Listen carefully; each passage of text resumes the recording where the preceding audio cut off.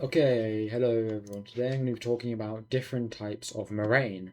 So, for the Edexcel A-level geography specification, there's 4 types of moraine that you need to know to do with glaciation, and I'm going to type this out right now.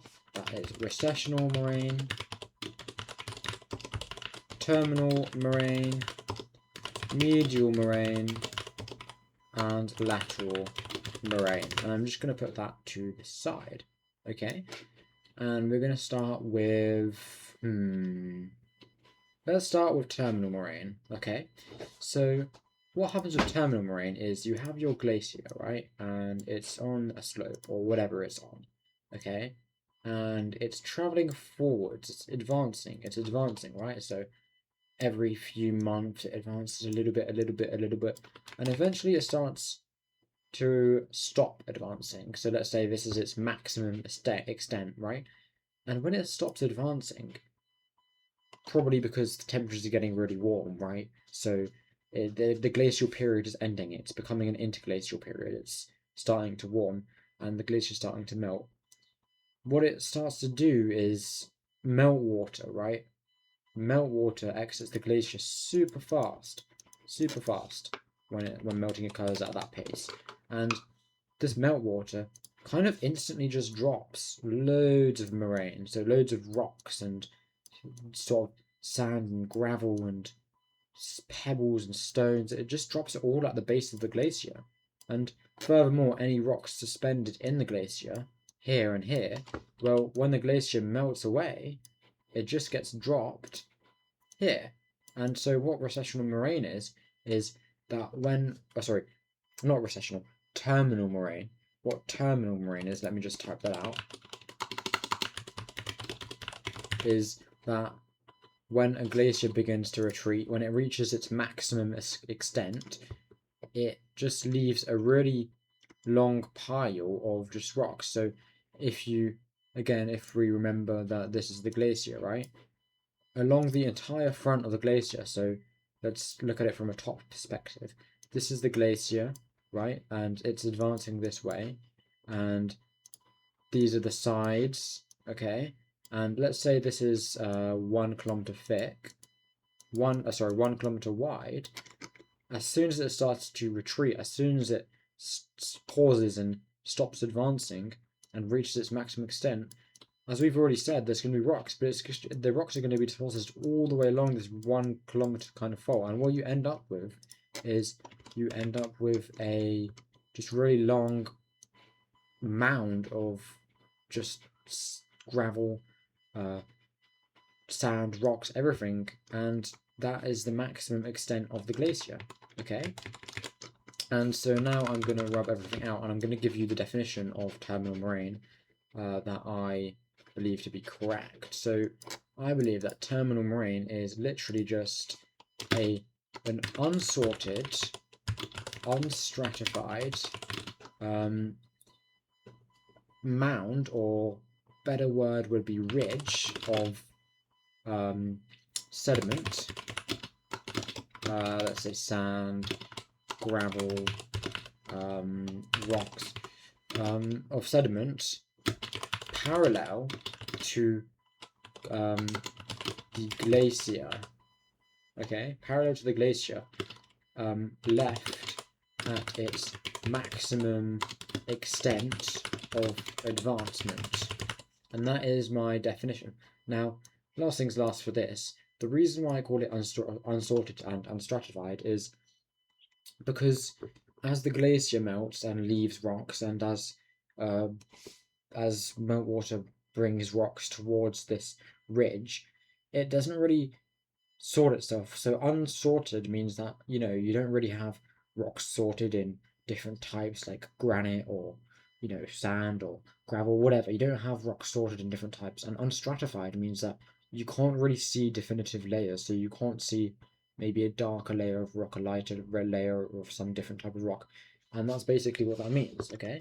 And that is terminal moraine. So let's go ahead and rub this out. And we're now going to do recessional moraine. So recessional moraine has some kind of relation to terminal moraine.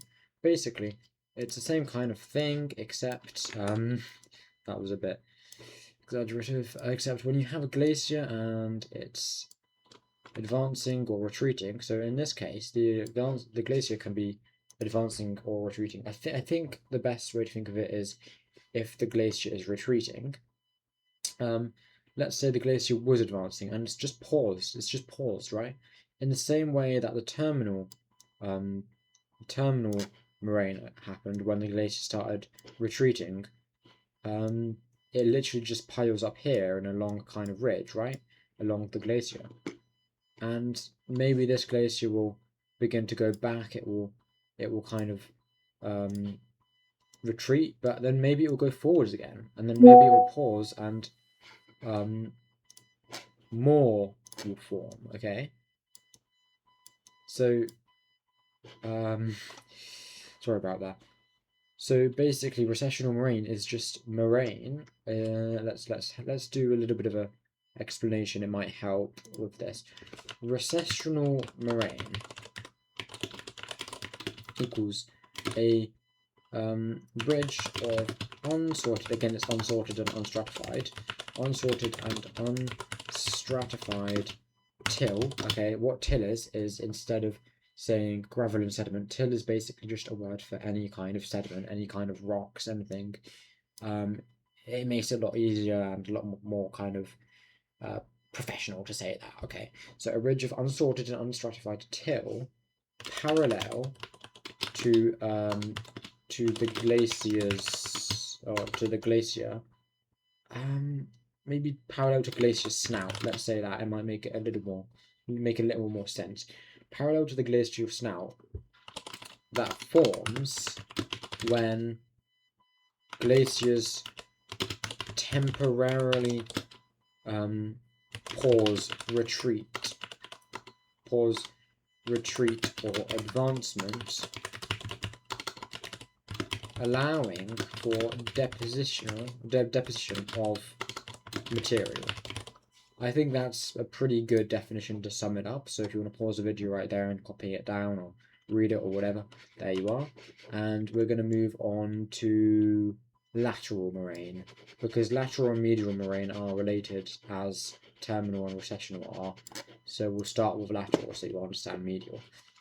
So let's look at this from a top perspective, from a bird's eye view, okay? So here you have your valley, right? And you also have your glacier. So let's do a glacier. Here, let's just make this blue and make this one blue. Oh, okay, no, that's not what I want. Okay, so this is your glacier. And let's say it's traveling this way, okay, downhill, advancing, okay. Now what do you call it? Lateral moraine is it's rocks that maybe an easy way of explaining this is that rocks that crumble. So let's say you have the side of a hill here, right? And this is difficult because it's from a bird's eye view, but let's say this is a mountain and this is a mountain and this is a mountain, like that, and you can kind of look at it from a side view. Rocks begin to fall down the mountain and because of freeze fall or frost shattering, and they accumulate on the sides of these glaciers. And that's not the only way that rocks accumulate on the sides of the glaciers. So let's have a look at the other side, on the side of the glacier. So because the rock on the side of the glacier. So let's get a bit of a actual side to the glacier going. Because the rock on the side of glacier is more, I believe, insulating than the glacial ice. So the rock actually because it's more insulating, it radiates the heat that's being put onto it by the sun, right? The sun's insulation, the sun is sending rays down onto the rock, but the rock is insulating, it's insulative, it's reflecting that heat, it's radiating the heat. The problem you have here is that it's radiating the heat onto the side of the glacier. And so this is not 100% needed if you just want to explain what it is. It's a nice little kind of thing to know though if you're going to explain what a Kame terrace is. Basically, it forms a meltwater stream parallel to the valley, parallel to the valley sides. Okay, forms a meltwater stream, and eventually, over time, as the meltwater in this stream loses velocity, you start to see rocks form, like rocks get deposited like this because the meltwater no longer has any energy to carry them. And basically, let's rub this all out. Basically, what happens is when the glacier actually retreats and you're left with a regular valley, right? What you have is you just have a bunch of moraine along the sides of the valley. So along this side and along the other side, you can't see the other side as well, but along this side and along the other side, you just have a bunch of moraine. You have a bunch of till, right? And that is literally what lateral moraine is. It's just moraine on the side of the valley. And so the definition would be lateral moraine is a ridge of unsorted, unstratified till parallel to the valley sides. And if you want to explain the formation as I've just done, you're very welcome to. But I've just explained it, so I won't write it. Okay, and now this leads on to the final type of moraine, which is medial moraine, because when you have two tributary kind of area, tributary glacier. So when you have two glaciers that are, this is again from a bird's eye view, when you have two glaciers that are meeting, right? So let's just cut off these so I can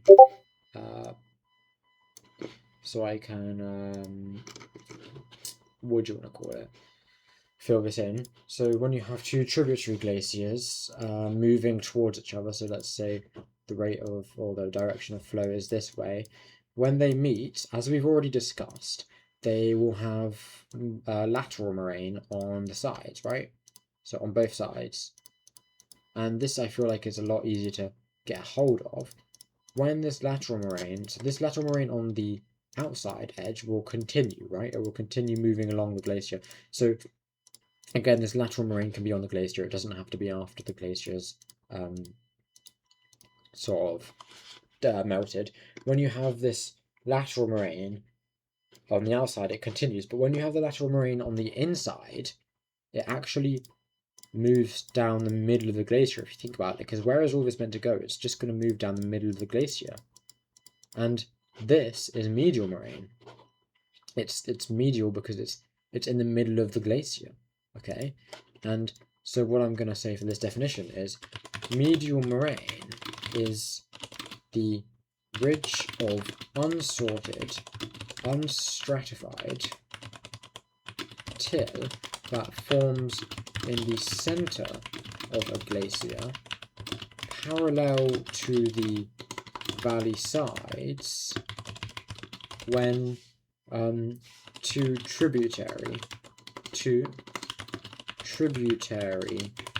glaciers meet and create a larger glacier.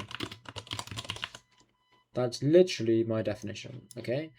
And that is all of moraine, or all of this moraine kind of stuff. That's all of it complete, and that's all you need to know for moraine.